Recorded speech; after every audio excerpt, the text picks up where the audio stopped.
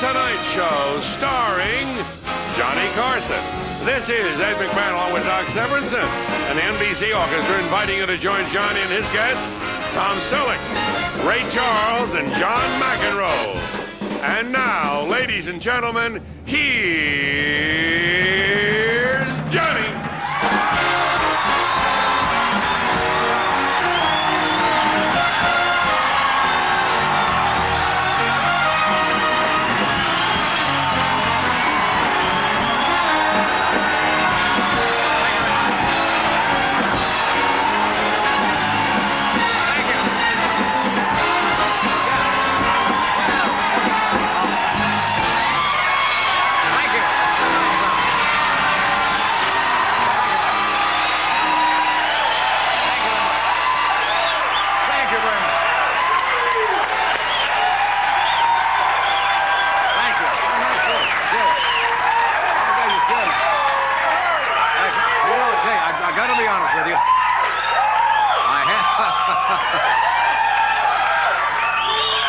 You scared me.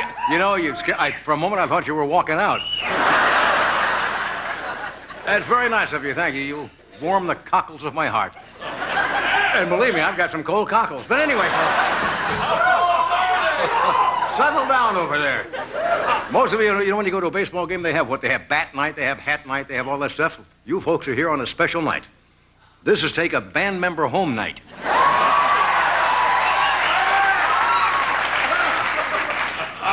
It should be fun tonight. We've got a good show. Did you read in the paper today about what Domino's Pizza is doing?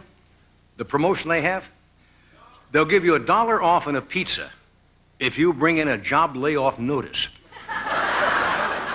If you're out of work, you show me your notice and they'll give you $1 off a pizza. So May 23rd, I'll see you across the street at Domino's.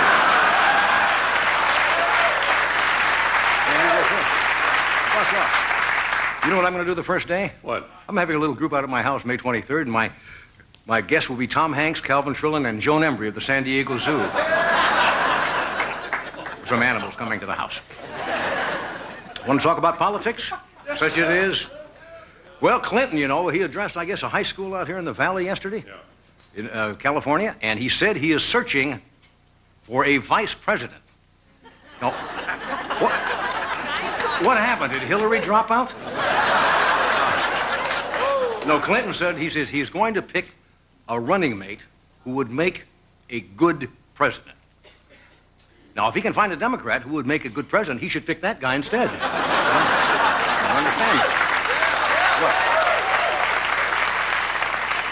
that. If Bill Clinton keeps eating the way he has been, he's going to be his own running mate. He campaigned here in Los Angeles yesterday, and his doctor warned him, you know, he's from Arkansas, right? Doctor warned him about the Los Angeles smog. Might hurt his ailing throat. And Bill said, "Don't worry, Doc, I never inhale."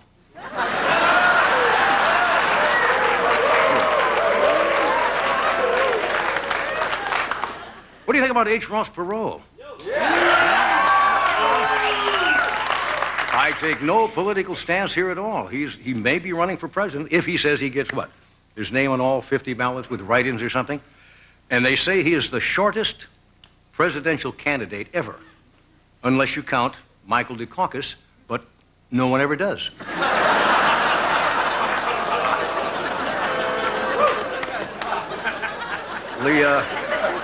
Did you see Leona Helmsley going to jail yesterday? She flew, I guess, down to Kentucky, where she's serving time in a jail down there, flew down on the company plane, and then the limousine drove her to jail. Her first day in prison. Kind of interesting. She leaned over and said to Charles Keating in the next cell, "Pardon me, do you have any Grey Poupon?"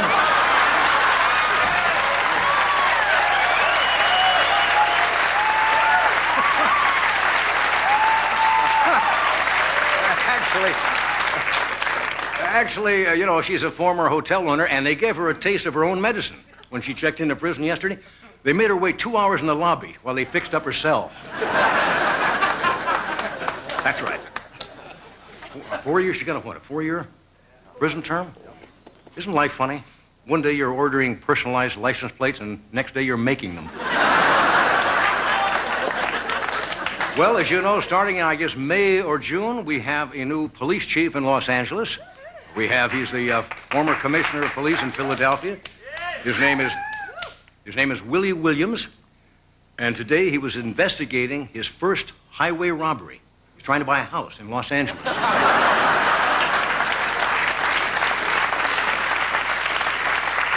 Now, he is, of course, Chief Darrell Gates' successor, and he's moving to establish his own image. He says he's going to have a hipper police marching band, and will concentrate on crimes that appeal to a younger crowd. So, who knows?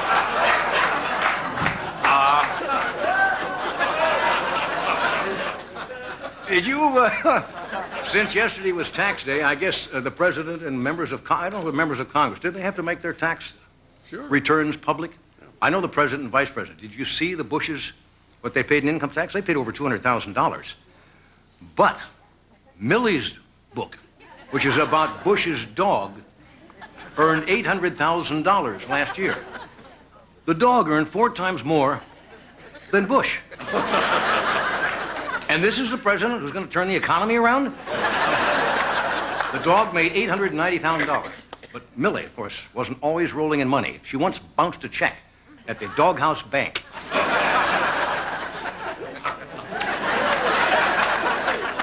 A little one of those items in the paper. They just auctioned off in Chicago 72 items from Al Capone's mansion.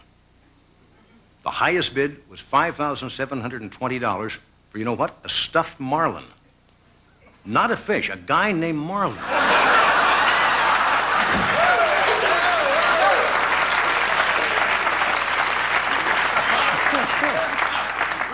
Okay, you're in a good mood. We got a good show. We have Mr. Tom Selleck here tonight.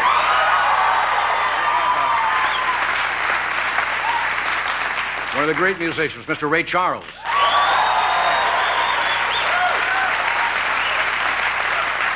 And probably, in my estimation, the finest tennis player ever to play the game, Mr. John McEnroe. Stay where you are.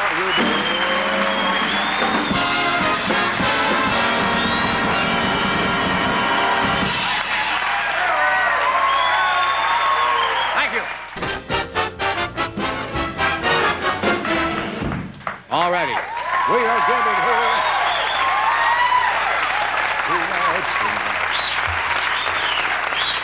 Should be fun tonight. Tom Selleck is here. He hasn't been here for a year or so. Ray Charles, one of the great musicians of all times, and John McEnroe. We've been trying to get John on the show for about a decade or something. Yeah. We got him. It should be fun. Should be fun. Well, it's time, folks. Since we're winding up in a month or so, we have been for the past several days having our annual prop giveaway. Now, during the year, we've done a lot of sketches on this show. We've done a lot of bits here at the desk where we use props. And we have a prop department across the hall here that will make up anything immediately. You call them and say, you know, we'd like a bathtub that comes through the wall with a shower in it. You call them in the morning. We have it that night for a sketch. So we've had all these props in storage. We went through them the other day, and every night we give you folks a chance to take home one of these wonderful pieces of memorabilia. We don't call these pre-used, we call them pre-loved props. And so we ask you to fill out your names, and here's our hat of fortune. We didn't want to pop for one of those big baskets. It's a lot of money, and since we're close to the end, why shell out money for that? The last night, can we give the hat away? We'll give the hat away. So I'm going to call it out, and should I show the prop first, or just... No, let me draw this, and then I'll show you what you've won. Surprise them. And they also come, ladies and gentlemen, with an authentic certificate of authenticity. This certifies then the name of the prop has been an actual property used on The Tonight Show starring Johnny Carson from the show that originated. This one was November 7th, 1991. And you lucky, I know this is...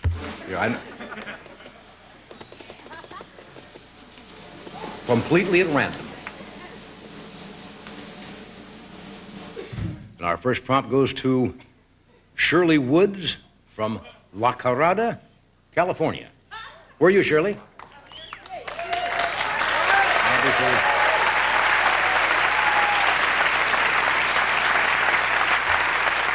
Obviously, excitement reigns. Tears are probably pouring down her face right now. She was physically unable to respond to this news. Shirley, would you like to see what you've won? Show it. Okay. Where's La Carrada? La La Cañada. I'm sorry. I didn't think there was a La Carada. La Cañada, California. Okay, let's see what you have won. This is from the night of November 7th, 1991. I hope you're a history buff. Remember Nathan Hale? Who said, "I regret that I have but one life to give for my country"? Well, here's the sweater he was wearing.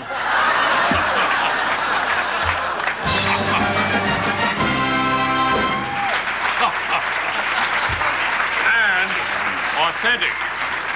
And I'm going to show the certificate, printed up at great expense on gold bond paper. With a seal. That also gives us what excitement. Let's see what else we have here. You're welcome. You're welcome. Can you take this home after the show? Good. Okay. All right. That goes with the deal. You have to take the prop. Yeah. Remember we had a guy here last week who won something? Wouldn't take it. Well, sure. He was a station affiliate owner. He says, "Why don't you mail it to me?" Trying to steal one more dollar. All right. And the winner is Margaret O'Glasgow from La Mirada. Now, That's the kind of enthusiasm we want. Thank you, Margaret. Yeah. You made this whole night worthwhile for us. Well, let's see what you have. That was from the same date, same show, incidentally. You have won an extremely rare collectible item from 18th century France. And, of course, along with your certificate. And that is Napoleon's bathing trunks.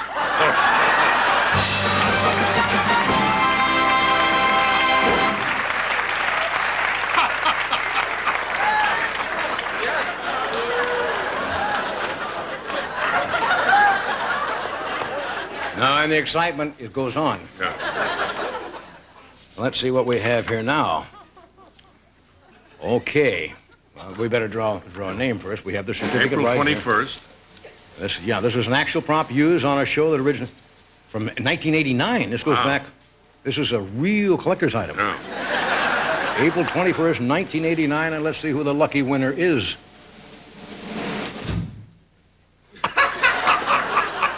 From San Diego, Cindy Calloway. Is that you, Cindy? Well, you have a TV, of course, Cindy?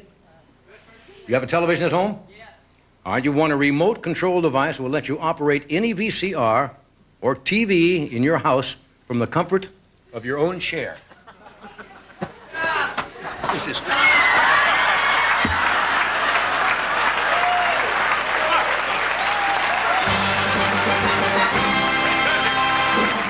That's right, Shirley. An 8-foot finger.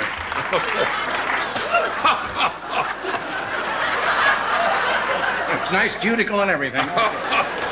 You have means to take that home, Shirley? Cindy. What? Cindy. Cindy. You have somebody to get that home?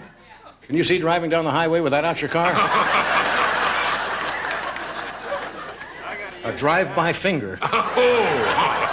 Okay, folks, those props will be available for you after the show, and of course your certificate here of authenticity, which makes this much more valuable in case you want to sell this at a flea market later. Do this now, and Tom Selleck will be with us, Ray Charles, and John McEnroe. Of May, would you welcome Mr. Tom Selleck?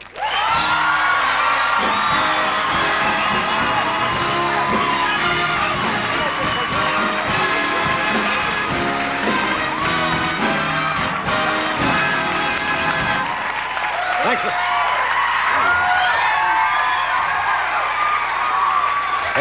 Hey, you're looking good.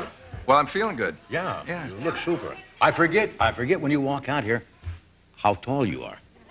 Yeah. Yeah. I never feel that tall because my brothers are 6'7". You mentioned that. You got Yeah, so I've always kind of had this small mentality. Were both of your parents... My dad's my height, and my mom's 5'7". So I don't know what happened. You got brothers 6'7". 6'7", two of them, Yeah. older and younger. They just kind of bookend me. You know what happens sometimes in pictures, and I'll tell you a story. You probably know the story about the height of the leading man versus the leading lady in pictures. Yeah. Sometimes it's the other way around. Does it ever cause you a problem when you're doing scenes? Well, Because most leading ladies are, what, 5'6", 5'7", something like well, that? it happened to me real early, actually. I got a call from my agent saying Mae West wants to see you at her apartment. Oh, yeah. This is a long time ago. Now, and they said they wanted. Were you well known at the time? I was unknown. I Really? was worse than unknown, and I really needed the job. I was in a picture called Myra Breckenridge, and I know. they said she yes. wants to see you at 8 p.m. Mae West. at her apartment. So I didn't know what to think, because I never met Mae West. It turned out she just wanted to talk to me, and I went in there, and she's not that tall. She's very, very short. Yeah, but she had always wanted people to think she was real tall. So she liked me for the role, but she wanted to see how tall I was. So we're sitting there with her manager in there, and she's trying to get me to gradually kind of stand like this. And finally, I got short enough and got the part. I did. I swear to God, I had 2 lines with her, but she was very concerned about height. And then she was great. She mentioned me a couple times, because if you blinked and saw that movie, I was just gone. Yeah. So. Did you know that Mae West never went in the sun? No, she didn't. No, she She never had did. absolutely alabaster. One of the treasures I have is a fan note from Mae West. And she never went out in the sun. And she had this almost alabaster skin. Yeah. And it was kind of She's a strange, lovely woman. kind of strange looking. Really terrific. Speaking woman. of height, the story I was going to bring up, and Alan Ladd, of course, who's a fine actor, was not as big as people perceived. On the screen, he played in Shane and all those cop things. But I think Alan Ladd was around, what, 5'7", 5'8"? He was maybe I'm not 5'10". sure. He wasn't real tall. He wasn't very tall. The story is that he did a picture with Sophia Loren, who is quite a statuesque woman. I think it was the Day of the Dolphin or something like that. And Well, they I have saw a scene- stills from that movie. What? And they have a scene where they're walking down the beach. What? I just remember a great still of I know what you're Sophia talking Loren. about. That one. Coming out of the She water. came out You of the got water it. You holding got a it. fish or something. You got it. Remember that Now one? you blew my whole train of thought here. Oh, I know what you... Yes, I remember. I was just enjoying the picture for a moment. Ellen Ladd had a scene with Sophia Loren where they had to walk down the beach. And they dug a trench for her to walk in because of the disparity in heights. They wanted to make it look like they're similar. Now, that's got to be kind of a crushing blow to your ego, to be in a movie as the males, and you're walking down, and the leading lady is walking in a ditch. So, but apparently that's what they did. Well, we were working on hardwood floors, so Yeah. we couldn't possibly. Awful story, but I guess he handled it well. Now, you did this movie, Sans Mustache, No Mustache. Yeah, I did. And it wasn't a big deal to me because I was born that way. And You got me again. no, I most people couldn't get a remember you. job with this mustache until Magnum came along, and I'd done a Western called The Sackets, a miniseries, and I had this mustache, and I ended up leaving it. And then I couldn't get a job without it. So there's been 2 or 3 movies I've done where I tried to shave it off, and they said, oh, sure, just sign on the dotted line. As soon as I signed, they said, well, would you do that in your next movie? Because I don't know, I somehow think they would have thought that there was a tattoo underneath it or something. So you took it off for this picture. Took it off. I thought it was right for the character, and it takes a while to get used to, though. First, you think you got about a mile between here and here, You've never seen under there before, huh? It had been a while, John. It So had been a you long prefer time. you prefer to keep it. Well, my wife does. I'm sure she does.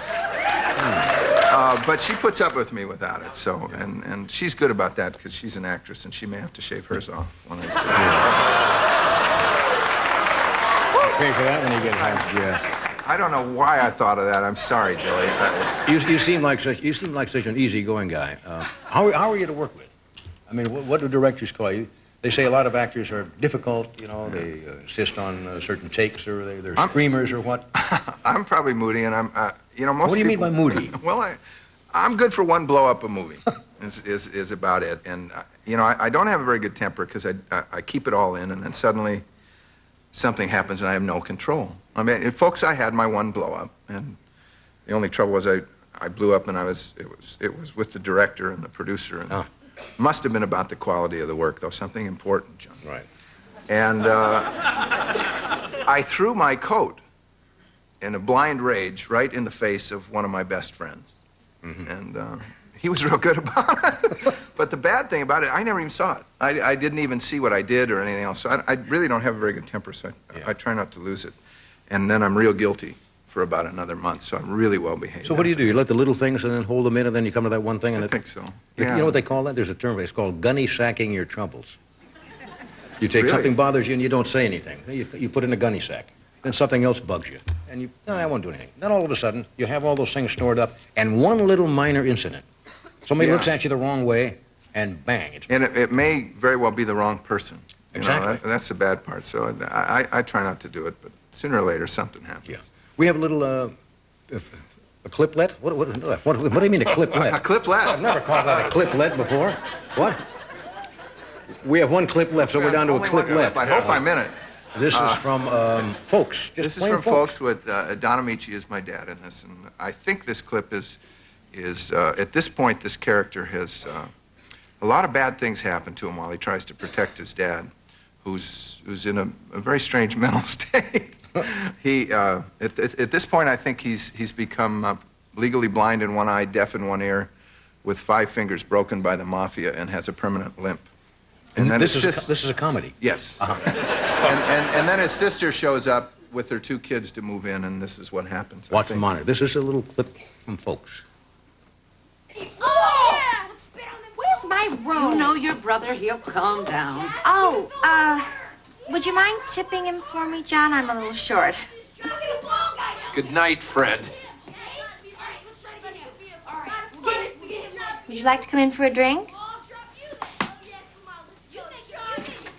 Yeah, I would. Out, Fred! Why don't you stop? Stop! I'll stop. Hey, look at the size of that television. Let's go watch it. Where's the master bedroom? Oh, boy, Get out of my see, he's house. got the Playboy channel. There's no way you're staying here, Eileen, when you wouldn't even open the door. Go back, there's a horror film on. Jesus! Oh, yeah! Oh, he just turned on his head.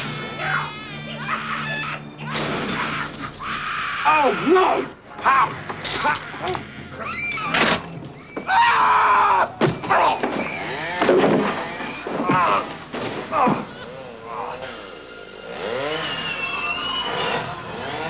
Oh! Whoa!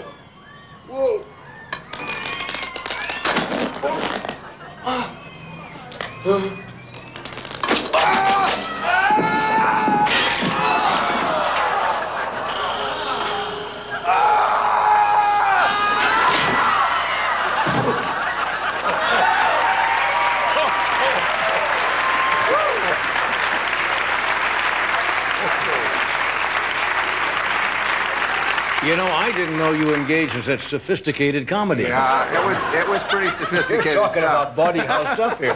It's burlesque comedy. Fun to do stuff like that, isn't it? It is fun, except in this movie, the unfortunate thing, it's not like a Bugs Bunny cartoon where he gets all the fur blown off of him and then he's okay in the next one. There are consequences for the act you just saw. I don't want to go into it, but it took a lot of homework and a lot of imagination to play this guy. It looks funny. It's going to be opens around the country, I guess, May 1st. Yeah. Which is a couple of weeks. We do this, and we'll come back. Stay where you are. Been doing some television commercials. In fact, his Diet Pepsi commercial. Recently won a Clio Award for Best Male Performer. Would you welcome the one and only Ray Charles?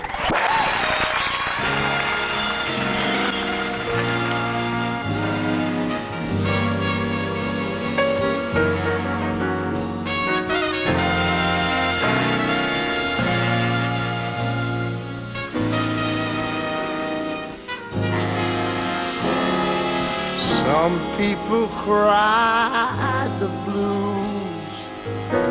I never could. I had no time for tears. Life was too good. I had the brightest smile in town.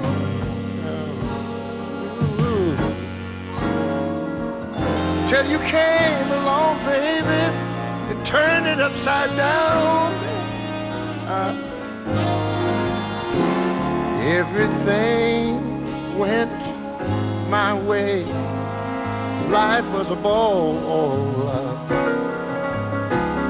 But then you came along, changed it all.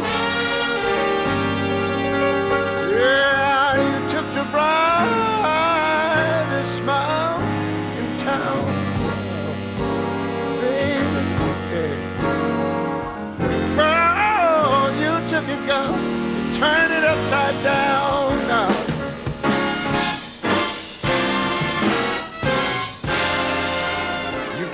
love,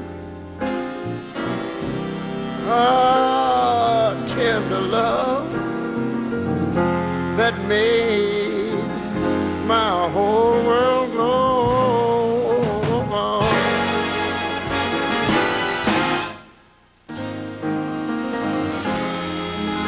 But then you took it all away.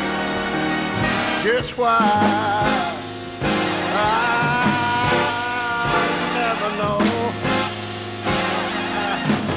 I'll soon forget in time, but I'll smile again. But I can never smile as I did then. Yeah, you took the brightest smile in town, and I'm baby. You took it, woman, you turned it upside down.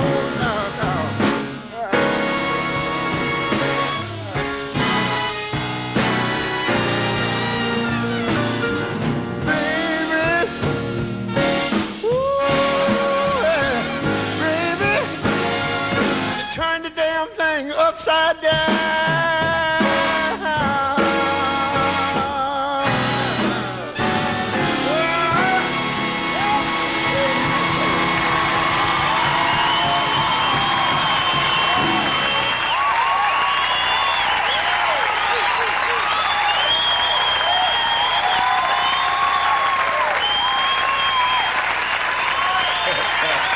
Thank you. Look out. 1, 2. Oh, good life, full of fun, seems to be the ideal. Yes, the good life lets you hide all the sadness you feel. You won't really fall in love, 'cause you can't take the chance. So be honest with yourself. Don't try to fake romance. Oh, I want a good life, to be free and explore the unknown.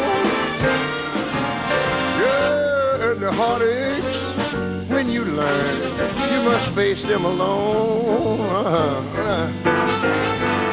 Just remember, I still love you, baby. And in case you wonder why, whoa, whoa, whoa, wake up, girl, and kiss the good life goodbye.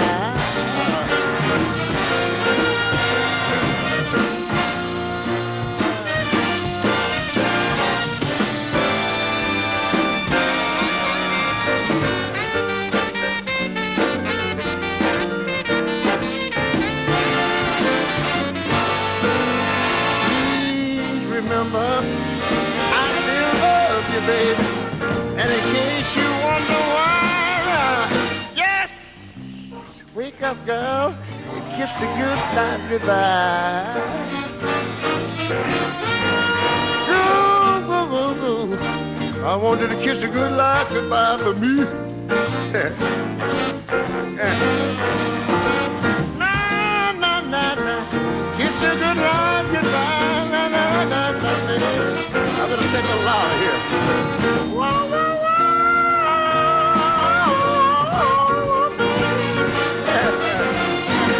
Yeah. I want you to kiss the good life goodbye.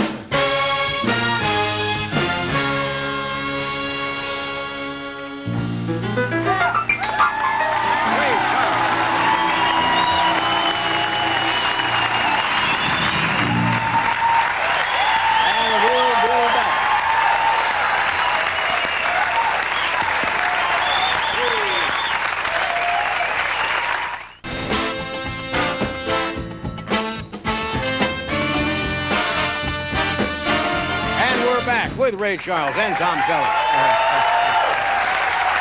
Oh, you broke it up tonight. Good to see you again. Good to see you, John. I know you're in the off season now, but have you on the road lately? Oh, yeah. Well, I'm always moving about. Yeah. You know, I don't stay in one place too long.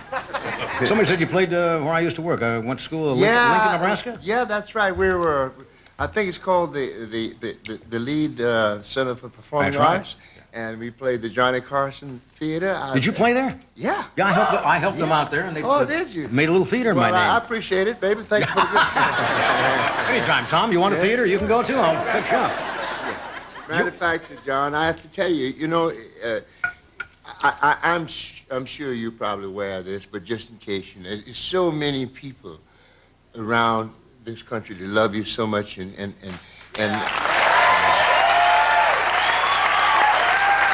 well, it's true. You know, and I know because as I travel around, and for some reason, I don't know why, but people think I know you. You know? Oh yes, you know you're gonna do Johnny Carson's show. I said, yeah. Oh well, I don't know. Could you please tell? Does he really have to go? What are we gonna do? One guy says to me, you know, we've become addicts. You know, I mean, we just we stay up late, but we don't know nothing else to do. Would you ask Mr. Carson? Would you please ask Mr. Carson that when he does leave, is he going to open a clinic for all of us addicts? You know, Withdrawal. Yeah, I did a little withdrawal. Yeah, I didn't know that happened. Withdrawal. When you're out on the road, you ever tune us in? All the time, John. Yeah. A lot of performers. All the time. All the time. You can lie as much as you want to. I don't care. I was just thinking, you know, keep this in mind, you know. When you do leave, you know, keep in mind, I'm still working. You can come work with me. Hey, wouldn't that be great? Yeah, man. We'll go out in concert together. Yeah, wouldn't that be nice? What's your next project? What are you working on? You got another album? Well, I'm fooling with, I'm always working with music. You know, it's the only thing I know how to do. So I'm constantly working with music. What I do, I just make music. And then whenever Warner Brothers figure they're ready to put out an album, they call me up and say, okay, you got the music over there? Yeah, I got it. Let's go. That's it. You started out with, you know, just a regular acoustical thing. Now you got the synthesizers and all the electronic stuff. Is it a whole different thing when you record in the studio? You lose the sense not for me, because the way I like to work, see, I like synthesizers as what I would call sweeteners, or, you know, when flavor, when you want to add some salt and pepper or something to your music. But there is nothing like a real saxophone or a real trumpet or a real... I mean, it's nothing. You got it. I'm with you. Hey, I'm so glad you could come back. My pleasure, John. Just keep that in mind, man. Hey. While you're roaming around, when you get through with this, come see me. You want an opening act? Okay. Thank you, Ray. It's my We'll be pleasure, right John. back.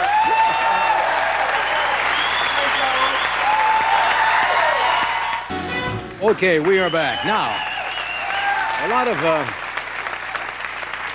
lot of people in the tennis fraternity, professionals who know, really think that John McEnroe is probably the most naturally gifted player ever to play the game. I think he is, too. He has 77 career singles titles, 3 Wimbledons, 4 U.S. Open championships, also helped the USA win 3 Davis Cup titles.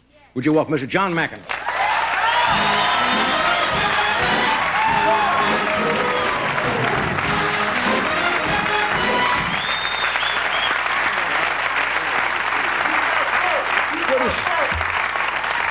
We finally got you here. It's a pleasure to be here, Johnny. We've been going after you for about 10 years. Now, I know you don't do many shows. Any particular reason, or? I got nothing to plug. That's right. You're not selling any rackets or anything, or clothing line or something, just your tennis. Let me tell you something. I got to set a story straight that's been in the papers. He bought a house from me once out of Carbon Beach. About 8 years ago. And he came over to look at the house with Tatum, and I said, gee, it's a nice house and so forth. And he decided to buy it. So I said, gee, we agreed on... you got a good price. Oh, yeah, I got a good price. And I put in the lease for the fun of it. I said, boy, I'd really like to get some lessons from McEnroe. And my attorney says, well, he'll probably do that. And I said, well, no, I want it legal. So I said, his dad's an attorney. I said, put this in there. And it says, here's the price of the house plus 3 one-hour free tennis lessons. We put it in there, and you signed it, and you gave me the lessons. He honored the lessons. Anyway. Now, I keep reading that you keep saying this may be your last year in tennis. Why? I mean, as on the tour. Well, I think looking at the mirror, I mean, things aren't going quite as well as they were in the past. So at a certain point, you have to move on and do something different. And I feel like I'm playing well, but for some reason the results aren't the same as they were, and so it's time to move on. Reach a point where you say, I don't want to go out there and work that hard to keep my level. You can relate to to that, be. right? Hmm? Yeah, exactly. It's time to move on, exactly. You lose your... It's a little younger for athletes, unfortunately. Yeah, it is. Now, you're what, 32 now? 33. Oh, and that's old, huh? It's a young man for outside of sports, but it's a bit dinosaur-like for tennis. Oh, I've been watching you since the first year out of Stanford, and I happen to be, as I go to Wimbledon every year, and I remember when you were there, I think your first year, you were 18 at the time, and the British press was saying, this young chap, McEnroe, is making quite an impact here at Wimbledon. And then, of course, the next year they knew damn well who you were. And you were something that year. You walked into this hallowed ground of Wimbledon, and you went kind of bananas.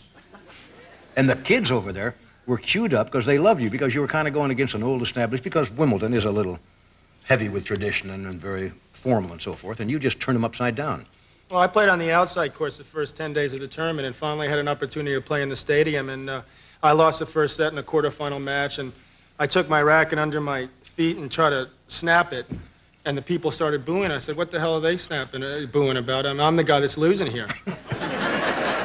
So I thought it was sort of funny, and so I kicked the racket to try to get more boos and stuff, and they obliged. And I thought it was very humorous, and the next day they sort of made a big deal out of the press, but I didn't... Big deal? Wow. Well, they unleashed, I guess English and Irish are a little strange mix. They're called the new McBrat and so forth. Now, what I want to know is, we know each other a little bit. Does that lift the level of your game? I mean, people have said that you need that kind of living on the edge, and when the crowd gets that way and you get all upset and so forth, it lifts your level. I'd say because most players, when they do that, fall apart. You don't. I think the first 10 years or so it lifted me. I mean, I tried to get inspired from people. If some people were yelling at me at the crowd, I felt obliged to yell at them back. I didn't feel like it was... and at a certain... But after having... I have 3 children now, 2 beautiful boys and a girl, and after having the children, it sort of put it in a different perspective. So I feel like it's not really... I don't get the same kick out of it that I used to. You're saying you mellowed a little bit, Jonathan? I think I mellowed a little bit with age. Now, I saw you play about a year ago, and it was going along fine. And then all of a sudden, I said, my God, he just regressed 10 years. And you started to snap and go out, and the level of the game went up. Well, I guess every now and then it still works. I feel like I don't enjoy it. Let's put it that way. Before, I really felt I was on a quest. I felt like I was going to change the sport and change the rules and change the way people perceived it. But at a certain point, I think if you bang your head against a brick wall long enough, it starts to hurt. Yeah. The game came easy for you in a way versus other players, for example. I mean, you were naturally gifted. You seem to have I'm not blowing smoke, you seem to have a natural sense of the court and what to do at the right time. And you never had to go out. We talked about this once. Lendl would go out, and a lot of the guys would spend 4 and 5 hours hitting shots. You didn't have to do that when you were playing in the mid-'80s, did you? I didn't play as much as a guy like Lendl, for example, but I did a lot off the court in terms of mental preparation. Right. I really tried to fire myself up for that 2-hour period, and I figured that if I played my best for 2 hours, that there'd be very few guys that could stick with me for that period of time. Right. If they were able to stick with me for after, say, 2 to 3 hours, then I felt it'd get a little more trouble, because then maybe fitness would come into it a little bit more. Yeah. What was the match you played? Was it in Dallas that went on for the longest match? 5 or 6 hours? Was that Davis Cup? I played a couple Davis Cup matches, one against Becker that was 6 hours and 40 minutes. Singles? Singles, yeah. So I'm hoping to have that rule changed, because I don't think that's a bit long to play a match. I don't know any sporting event that goes 6 hours outside of, I guess, cricket in England, which goes about a year and a half. But they usually are standing around going, Good shot, Betty. Nice. They don't move anything. And it's a draw after 5 days. That's right. And they say if they score 1 wicket, they say, and these people are going crazy. What do you, when you hang it up, whenever you do, and I'm going to miss and watch you play, because you're a jewel to watch on the court. Thank you. You know that. What do you see down the road? I can't envision you with your temperament, forgive me, out there teaching little old ladies how to hit tennis balls. I don't think I'll be teaching little old ladies, no. But I'd like to work with kids, possibly. I think that's I know you got a tournament coming up for UCP, Yeah, I we're think. doing something for United Cerebral Palsy in July in L.A., so hopefully that will be just provide something for some people that need it. But as far as what I'm going to do with tennis-related, I think I'd like to get involved with kids. I'd like to hopefully be Davis Cup captain at some point. Yeah, you said that. And How's that coming? Well, I mean, we're still in right now. We're in the semifinals, and I'm playing as a player. So it's not it's a bit touchy in a certain way. But I feel like when I'm asked, I'll be happy to do it. I don't think there's a tennis player in America that doesn't want to be Davis Cup captain. Absolutely. So I look forward to that opportunity. But at the same time, if we win it, it's pretty tough to kick a guy out when he's just won it, so we have to sort of wait and see what happens. We all want to win, so I can wait on that. And then I'm going to do a little bit of commentary for NBC, as a matter of fact. That's what I hear. What do you think about Borg's comeback? Do you think it's too late to make a comeback? He's trying to get back into tournament tennis, and he's your age or a little older? It's tough, isn't it? Yeah, I think it really depends on what he's trying to accomplish. Right. I don't know really how far he thinks he wants to go or what he's got in mind. He's not going to be number one. I think that everyone knows that. He may not even be in the top 10 or 20. Right. But if he sticks with it long enough, the jury's still out. I mean, he stopped playing for 10 years. That's too long. That's too long. And perhaps he could come back to doing something respectable and maybe getting involved in some sort of 35 and over tour with Jimmy or something. Yeah, those old guys. Okay, look, we only got I'm part of those old guys, You will. We only got about a minute left. Now, we've hit a couple of times, right? And I may not get another chance at this nationwide. How would you critique my ability on the tennis court? And I want it straight away. You're very, very fit for a man of your young age. Good move. Good move. And you have a very good idea of the court as well. Good. So there wasn't very much I had to teach you. What I usually do with people when I come out is I try to get them real tired real quick. You know, if it's an hour lesson, I run them side to side, and after 10 minutes they're so tired they can't continue. But you outfox me there. You stop, and let's take a break for a couple minutes. That's right. Old people do that. Thanks, God. We'll be right back.